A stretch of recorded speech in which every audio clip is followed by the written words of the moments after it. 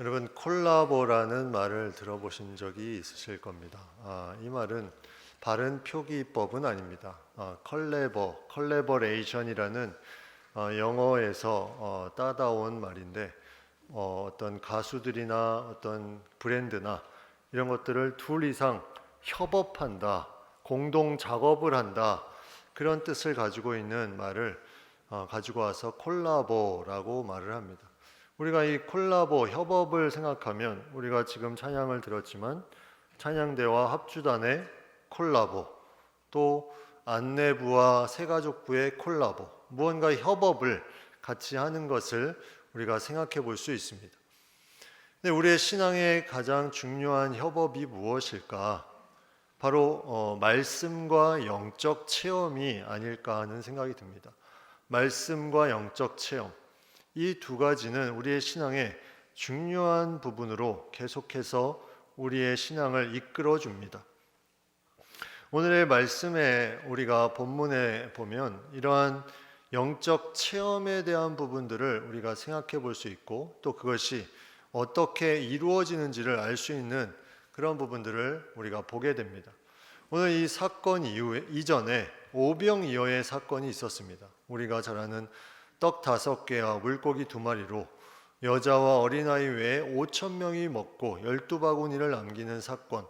근데 그 사건이 그냥 기적이 일어난 것이 아니라 예수님께서 말씀하신 것, 너희가 먹을 것을 가져와라, 이 말씀에 사람이 반응해서 그것을 통해서 작은 것이지만 하나님의 놀라운 기적과 이적을 이루시는 영적 체험을 하게 되는 것을 보게 됩니다. 말씀을 통해 그대로 하였더니 놀라운 일들을 체험하게 된 거죠. 말씀이 없었다면 그것은 그냥 불가능했다 이렇게 생각했을 것입니다. 그 많은 사람이 어떻게 이 조그만 양으로 이것을 먹일 수 있을까? 그거는 상상할 수 없는, 인간의 생각으로는 할 수 없는 것이기 때문에 그건 불가능하다 하고 끝났을 것입니다.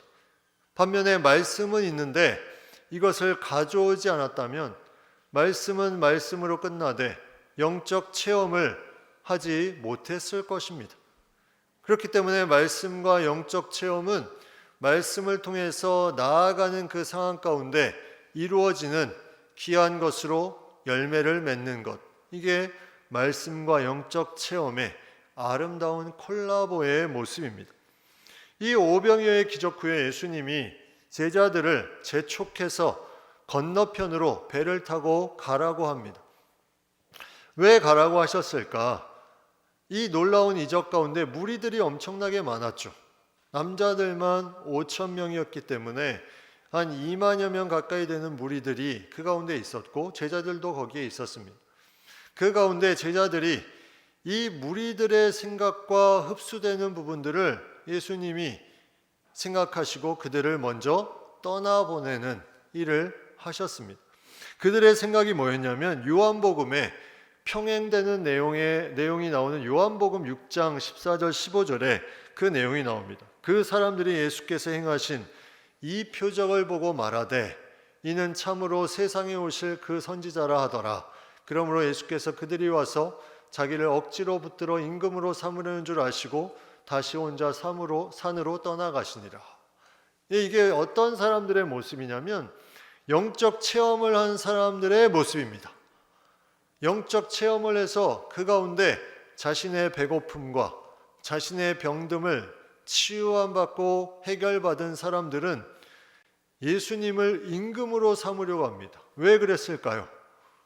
임금으로 삼으면 자신들이 계속해서 배고픔이 해결되고 또 어려운 부분이 해결되는 것을 알기 때문에 임금으로 삼고 싶었던 마음이 있었는데 예수님은 임금이 되기 위해서 이 땅에 오신 것이 아니었습니다. 제자들을 먼저 보내신 것은 제자들도 이거에 대한 믿음이 확실하지 않았기 때문에 이 무리들과 휩싸여서 같이 요동할까, 그래서 먼저 제자들을 보내시고 그 다음에 무리들을 보내시고 예수님은 산으로 올라가서 기도하십니다. 영적 체험만을 계속해서 간구하며 내가 응답되는 것을 구하는 것, 여기에는 무언가 연약한 부분이 있다는 것을 우리가 보게 됩니다. 우리가 하나님을 구하고 무언가 내 신앙에 있어서 하나님이 어디 계십니까? 살아 계십니까? 보여주십시오. 응답해 주십시오. 해결해 주십시오.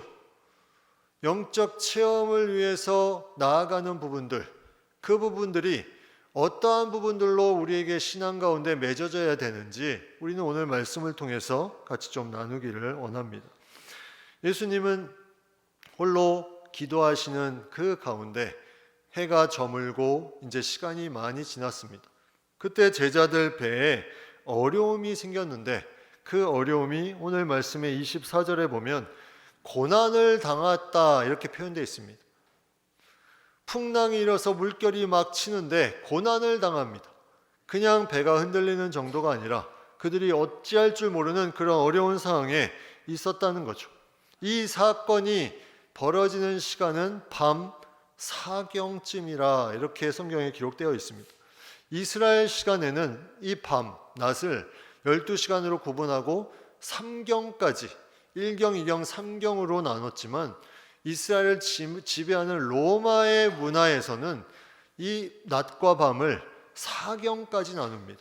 12시간을 밤 12시간을 4경으로 4로 나누니 한 경이 3시간이 되는데 마지막 4경은 밤 시간인 오후 6시부터 새벽 6시까지의 시간 가운데 마지막 3시간, 다시 말하면 새벽 3시부터 6시까지 그 3시간을 보내는 가운데 그들이 물결이 일어나고 고난을 당하게 됩니다.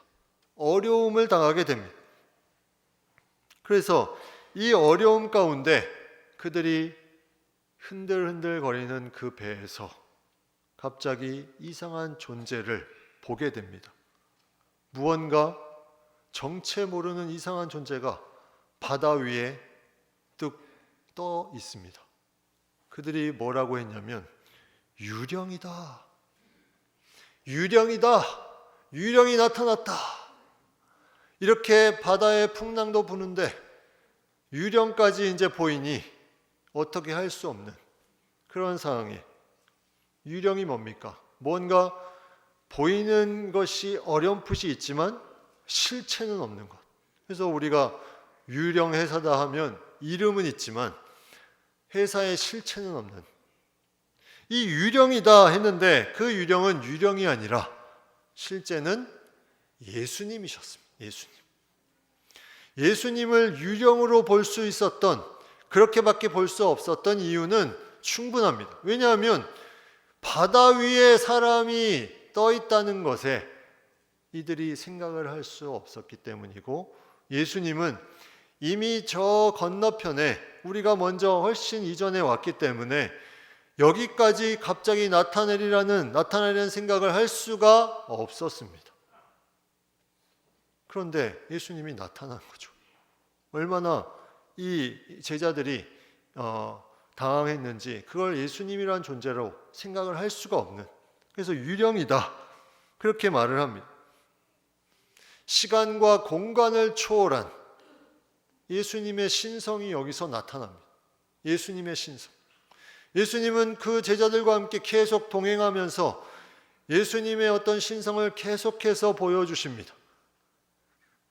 예수님의 하나님 되심을 계속 보여주십니다. 이 땅에 오신 것이 인간의 모습으로 왔지만 완전한 인간이면서 완전한 하나님이신 예수님의 모습 가운데 이러한 부분이 신성으로 나타나고, 이미 말씀 가운데 능치 못하심이 없는 그 놀라운 것들을 다 보여주었음에도 불구하고 이들은 믿지 못합니다. 왜 믿지 못할까요? 자신의 생각을 초월했기 때문입니다. 내가 가진 생각을 초월해서 그런 부분들의 어떤 어려움으로 유령이다 라고 말을 한 거죠. 그때 예수님께서 그 말에 이렇게 말씀을 하십니다. 예수께서 즉시 이르시되 안심하라, 나니 두려워하지 말라. 이 말을 자세히 보면 나야 나 예수 그리스도 예수님이다. 너희 나를 믿으면 두려워하지 말라. 이 말씀을 하고 있는 거예요. 예수님의 명확한 존재를 말씀하고 있습니다. 너희 나와 함께 그 많은 것들을 다 경험하지 않았냐? 말씀대로 이루어지는 것, 그것을 다 경험하지 않았냐? 바로 그 예수가 나다. 두려워하지 말라. 이 말씀을 하고 있습니다. 예수님께서 이 말씀에 제자들이 말씀을 기억하고 그런 부분이 있었다면 여기에 대한 부분이 믿음이 가지고 나아갔어야 되는데 그렇지 못했어요. 베드로가 이렇게 말합니다. 28절에 주여 만일 주님이시거든 나를 명하사 물 위로 오라 하소서. 주님 맞으면 나를 물 위로 오라 하소서. 내가 예수다 얘기했는데 주님 맞으면 나를 물 위로 오게 해보세요. 베드로의 마음속에 어떤 마음이 들었을까? 설마 하는 마음이 들지 않았을까? 그런데 예수님이 오라고 말씀합니다. 베드로는 확신이 없이 예수님을 테스트하려고 했습니다. 인간이 하나님이신 예수님을 테스트합니다. 그런데 그 테스트에 계속해서 예수님이 응답을 하십니다. 오라, 오라. 제가 예전에 신대원 시험을 보고 불안한 마음이 있었습니다. 왜냐하면 소명을 받고 말씀은 들었지만 시험에 떨어지면 어떡하나. 그래서 하나님 꿈에서 알려주시옵소서. 네, 그런 부분으로 해서 그 시간이 지나고 나니 참 믿음이 없는 그런 시간이었구나. 왜냐하면 말씀이 분명히 있었는데 거기에 대한 불안한 마음에 그것을 얻고자 하는 그런 마음이 그 가운데 있었다는 거죠. 베드로가 오늘 이 본문에 나오는 베드로가 그러한 모습이었습니다. 하나님을 테스트하려고 하는 마음. 하나님, 나 못 믿겠습니다. 보여주세요. 나 하나님 살아계심을 믿지 못하겠습니다. 알려주세요. 나 여기에 대해서 하나님 말씀 제대로 못 믿겠습니다. 그런 하나님의 마음을 가지고 말씀대로 나아가지 못하고 테스트하는 마음, 그 마음이 우리 가운데 있다는 거죠. 사사기에 나오는 기드온이라는 사사가 있습니다. 이 사사도 하나님의 부름을 받고 이스라엘을 너를 통해서 구원할 것이다 했는데 그가 2번이나 하나님을 테스트합니다. 한 번은 양털에만 이슬이 있고 땅에는 이슬이 없게 그대로 해주니까 그 다음에는 땅에만 이슬이 있고 양털에는 이슬이 없게. 하나님은 그 기드온의 연약함에 그대로 다 보여주십니다. 하나님의 놀라운 사랑이죠. 그것을 통해서 하나님의 뜻을 계속해서 그들이 깨닫기를 원하는 하나님의 마음이 있죠. 오늘 말씀에도 주여 만일 주님이시거든 나를 명하사 물 위로 오라 하소서. 이 말에 그래 그러면 너 와라. 그 연약함에 책망하지 않으시고 그대로 응답해 주십니다. 그래 너 한번 와봐라. 말씀하셨습니다. 그 말씀에 베드로가 물 위로 뛰어듭니다. 이것도 놀라운 일이에요. 바다 위에 물결이 계속 일어나는데 예수님이 그가 의심하는 가운데 오라고 한 것에 그 의심하는 베드로가 물 위로 뛰어들었다는 것. 베드로의 이런 믿음의 순수함을 우리가 또 한번 생각해 볼 수 있습니다. 그냥 일반적으로 하면 너무 풍랑이 일어서 거기에 뛰어드는 것이 어렵습니다. 이럴 수도 있었을 텐데 베드로는 오라고 하는 말씀에 그대로 뛰어든 거죠. 근데 실제로 말씀대로 물 위를 걷게 됩니다. 예수님께 나아가게 됩니다. 내가 물 위를 걷고 있네. 이게 꿈이야 생시야. 놀라운 역사가 나타났습니다. 이렇게 나타났다는 것은 무엇을 말하는 것일까? 베드로가 의심하는 부분이 해소되었다라고 생각할 수 있습니다. 아, 진짜 나도 물을 걷네? 저 오라고 하신 분 정말 주님 맞네.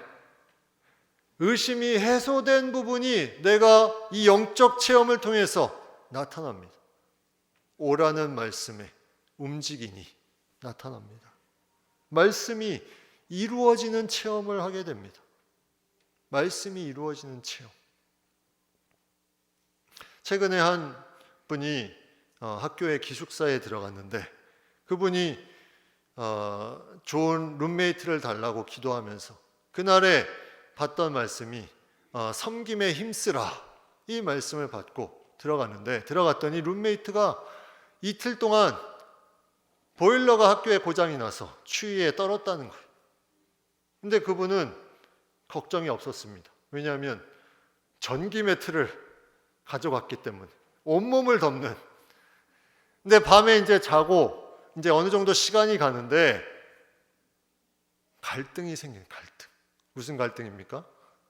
룸메이트는 계속 떨고 있는데 나 혼자 이렇게 따뜻하면 이게 맞는 것인가? 그래서 그분이 새벽에 일어나서 이 전기 매트를 그 룸메이트에게 전해줍니다. 너무 고마워하죠. 3일 밤을 떨었는데. 그러면 이제 어떻게 됩니까? 이분이 추워야 되는데 놀라운 영적 체험을 하게 됩니다. 그 밤에 추위를 느끼지 못하는, 오히려 막 몸을 따뜻해지는 것을 느꼈다, 이 고백을 듣게 됩니다.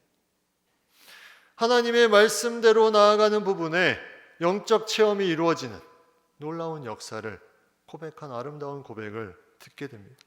그렇다면 영적 체험은 구원에 꼭 필요한 것인가? 나는 그런 체험을 한 적이 없는데. 결론부터 말하면 영적 체험이 없어도 구원을 받을 수 있습니다. 오히려 더 강력한 영적 체험은 내가 예수님을 나의 구주로 고백하는 것. 그게 가장 강력한 영적 체험입니다. 생각을 해보면 임종 전에 예수님을 영접하신 분이 있죠. 그분은 믿은 후에는 영적 체험을 하지 못하고 그 임종하기 전에 예수님을 영접하고 돌아가십니다. 우리가 보통 말하는 영적 체험을 이분은 할 수가 없는 상황입니다. 십자가 우편에 달린 행악자 한 사람도 예수님 옆에서 그가 믿음을 고백하나, 그래서 그는 오늘 내가 나와 함께 낙원에 있으리라 말씀을 들으나 그는 영적 체험을 따로 하지는 못했습니다. 왜냐하면 그날이 마지막 날이기 때문이에요. 그러나 믿음을 가지고 고백하니 오늘 내가 나와 함께 낙원에 있으리라. 옆구리에 손을 넣고 못자국에 손을 넣어봐야 내가 믿겠다 한 도마에게 예수님이 보지 않고 믿는 자가 복되다 말씀하셨습니다. 그렇다면 이 영적 체험은 필요가 없는 것입니까? 우리가 말씀을 따라서 나아가는 것에 이 영적 체험은 아주 자연스럽게 따라옵니다. 이 영적 체험은 말씀을 따라 나아가는 삶에 아주 자연스럽게 따라오는데 그 가장 중요한 그것을 하게 해주시는 부분은 바로 오늘 본문처럼 의심이 확신으로 변하게 되는 놀라운 역사를 주시는 겁니다. 나는 그 전에 의심합니다. 그러나 말씀이 행함에 따라서 놀랍게 이루어지는 체험을 하니 이제 그 일에 확신을 갖습니다. 성경에 그리하면이라는 단어가 나온 구절들이 있는데 그게 다 말씀이 너희 이렇게 하면, 그리하면 이렇게 될 것이다, 이 명확한 말씀을 우리에게 주신 것입니다. 너희 하나님 여호와께서 너희에게 명령하신 모든 도를 행하라. 그리하면 너희가 살 것이요 복이 너희에게 있을 것이며 너희가 차지한 땅에서 너희의 날이 길 것이다. 비판하지 말라. 그리하면 너희가 비판을 받지 아니할 것이요. 정죄하지 말라. 그리하면 정죄를 받지 않을 것이요. 용서하라. 그리하면 용서를 받을 것이다. 먼저 그의 나라와 그의 의를 구하라. 그리하면 이 모든 것을 너에게 더하실 것이다. 말씀으로 분명히 주셨습니다. 영적 체험을 하지 않아서 이 말씀이 정말일까 의심하는 사람은 해보하면서 행하면서 나아가면 하나님이 그 믿음의 연약함을 채워주신다니까요. 그 사람에게 정말 필요하면 그 연약함에 의심을 할지라도 오늘 베드로처럼 오라 채워주십니다. 그러면 이제 우리가 어떻게 해야 됩니까? 이제는 이 말씀이 진짜 이루어지네. 이 말씀이 진짜 이루어지네. 그래서 영적 체험을 통해서 말씀의 확신을 가지고 이제 더 힘있게 나아갈 수 있는 겁니다. 그런데 오늘 베드로는 이 말씀을 잊어버립니다. 영적 체험, 강력한 영적 체험, 물 위로 걷는 영적 체험을 했음에도 불구하고 그가 바람을 보자 빠지는지라 이렇게 나와 있습니다. 빠지는지라, 이게 표현을 보면 서서히 물에 이렇게 내려가는 것처럼 생각하는데 그렇지 않습니다. 언어를 보면 그냥 푹 빠지는 거예요. 푹. 의심하니까 바로 그냥 빠지면서 소리를 지릅니다. 유령이 나타났다 소리 지른 그 베드로에게, 의심하는 베드로에게 오라 했을 때 가는 영적 체험을 한 이 베드로가 말씀을 생각하지 않고 그 환경에 다시 빠져 들어가니 다시 소리를 지릅니다. 나를 살려주옵소서, 구원해 주옵소서. 내가 하는 영적 체험의 말씀이 없으면 이런 모습이 됩니다. 내가 누군가 기도해줘서 내가 나음을 받았다. 그 안에 말씀을 발견하셔야 돼. 말씀이 없으면 또 똑같은 일에 다시 불안해하고 또 의심합니다. 다시 두려움이 찾아오게 되는 거죠. 제가 설교 준비하면서 기도하는 중에 예전에 읽었던 책이 떠올랐습니다. 그 책의 이름은 벼랑 끝에 서는 용기라는 책입니다. 벼랑 끝에 서는 용기. 예수전도단을 창립하고 또 열방대학을 창설하여서 그 많은 선교의 일에 힘쓴 로렌 커닝햄 목사님, 작년에 하늘나라로 가셨는데 그 목사님이 쓰신 책인데 책은 좀 오래된 책입니다. 그 책이 생각나서 제가 어제 다시 한번 쭉 밑줄 친 부분만 쭉 봤는데 거기에 이런 구절이 있었습니다. 하나님께서 바라시는 것은 하나님께서 하라고 이르시는 일을 따르는 것이다. 하나님께서 바라시는 것은 하나님께서 하라고 이르시는 것을 따르는 것이다. 그러면 하나님께서 때때로 가지고 있는 것을 모두 주어버리라고 말씀하신다고 할지라도 하나님은 기적과 같이 당신의 부족함을 채울 것이다.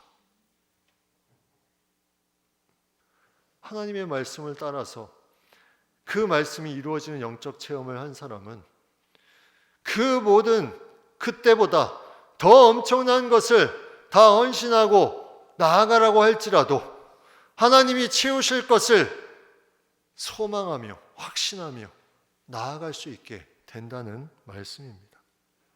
그게 말씀에 있기 때문에 베드로는 이 바람을 보면서 빠져 들어갔습니다. 의심을 하고. 여러분 생각을 해보십시오.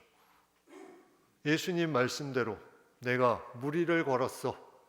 얼마나 믿음이 큰 자의 모습입니까? 그렇습니까? 예수님 말씀대로 내가 무리를 걸었어. 그런데 예수님의 판단은 아니었습니다. 믿음이 작은 자요. 믿음이 작은 자요. 오늘 말씀에 31절 말씀에 나옵니다. 믿음이 작은 자요, 왜 의심하였느냐?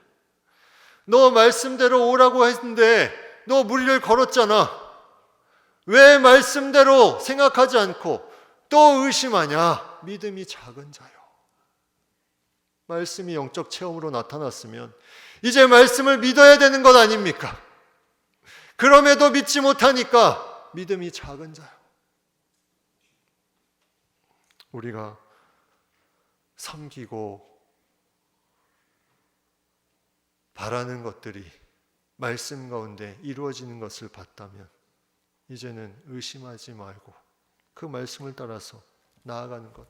성경은 믿음이 작은 자라고 말할 때 계속 현실을 더 앞세우거나 예수님이 함께 하심에도 불구하고 그것을 믿지 못하거나 이런 부분이 있을 때 믿음이 작은 자라고 말하고 있습니다. 풍랑이 불 때 예수님이 주무시고 계셨는데 함께 하셨는데 그들이 소란을 떱니다. 믿음이 작은 자요. 무엇을 먹을까 무엇을 입을까 근심하며 걱정합니다. 믿음이 작은 자요. 하나님이 놀라운 말씀 가운데 이 들풀과 모든 새들도 다 하나님이 다 살아갈 수 있도록 도와주시는데 너희가 왜 말씀대로 믿지 못하느냐. 우리는 말씀과 영적 체험의 아름다운 콜라보를 계속 이루어 나아가야 됩니다.